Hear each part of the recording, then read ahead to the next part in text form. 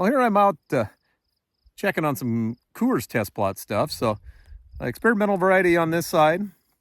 Their standard 165 that we normally grow on this side. That company's very progressive on trying to grow varieties of barley that actually work in dry land up in this tougher country, different varieties for irrigated. They're the only beer company that I know of anymore that actually has their own breeding program. So very cool thing that the Miller Coors company still does there. But while I was out here, in the middle of where we let this skip for these test plots, there's kochia, of course.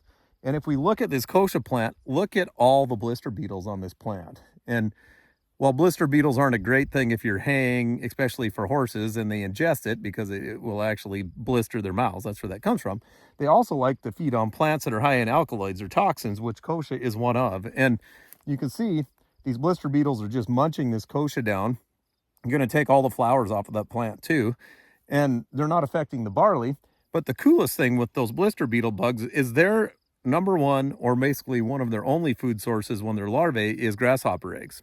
And this area out here had a lot of grasshoppers last year. So this is nature's way of cycling this stuff, the grasshopper eggs, out of here and leveling things out. And if we were to go out and spray out all of these blister beetles, while they're not desirable for hay crop, I understand that part, we would upset this whole system, and then back would come the grasshoppers. And it's just another example of how we need to take a more holistic approach of what we do with this stuff. And I look at this and I look at these blister beetles, and normally when I was an agronomist, you'd say, oh God, we should spray those out because they're going to come back next year. Well, if their only food source, or one of their main food sources, is grasshopper eggs, when the grasshoppers level out, down goes the blister beetle population, and things cycle the way they should. If we keep disrupting that, we're never going to get ahead of this stuff, right? So pretty cool, actually, to see what they're doing to affect the weed population in here.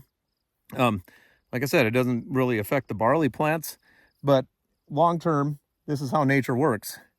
While one thing looks terrible to us if we're a hay guy, it actually is a beneficial thing for this guy growing the barley crop here. So just a little quick science fact, and I thought you guys might kind of enjoy that. They're kind of creepy little bugs. They're all over the place on these plants, but next year they'll probably be gone.